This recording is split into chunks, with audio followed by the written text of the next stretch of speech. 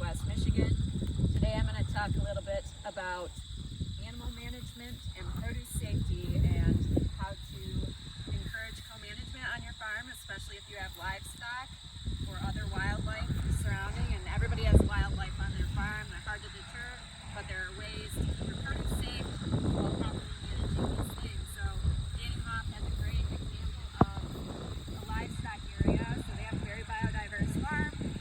They have livestock, chickens, and right here we have pigs, and you can see that they're in the enclosed area. They have a large area that has some ground cover, as well as we have a buffer strip here and some other vegetation. And then over there we have our produce. One thing that's really important to note when managing animals on a farm is that manure can carry harmful pathogens. So for fresh produce, it's really important to keep that off the fresh produce when it's the edible portion of the crop is there. So what you can see here is that they have a great vegetative buffer that can absorb any runoff or other manure coming through, or wind. This will block and cover some of that and trap some of that so that it's not reaching the fresh produce.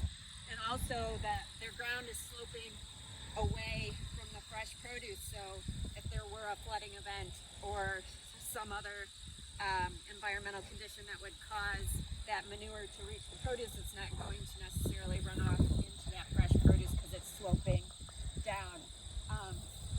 One great thing to also note is that when managing wildlife, you can that aren't livestock, you can use many different things, including fencing, which they don't have here necessarily, but they have also many other deterrents that make it so wildlife aren't reaching their produce. And a lot of ways farms deter wildlife is through things like fencing, which can be expensive, so there are a lot of different alternatives. You can use flash strips, you can use noise makers, etc., to make sure that the wildlife is staying out of your field.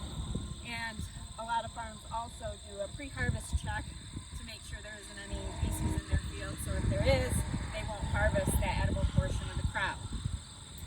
Another great thing is about co-management on the farm is if you have livestock on the farm, manure is also a great fertilizer and can really promote soil health. And there's ways to properly manage manure so that it isn't contaminating your produce if you're using it in a produce field. So following the National Organic Standards, which is applying at X amount of days so that it isn't reaching the fresh produce, and also properly managing your compost. So if you have a compost pile, following that temperature degree amount so that everything's properly breaking down, turning your pile, following all the proper composting standards so that when you apply that produce, you're not having any pathogens or bacteria that's reaching your fresh produce.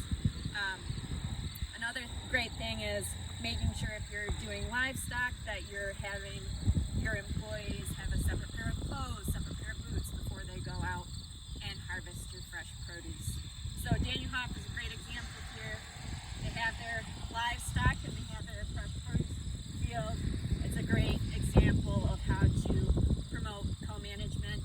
And to find out more information about produce safety, you can contact me by reaching any of the counties that I cover. So I cover Antrim, Benzie, Grand Traverse, Leelanau, and Manistee counties. You can go to their websites and find my contact information, or you can also contact the MSU Agri-Food Safety Team. Thanks for joining us wherever you are.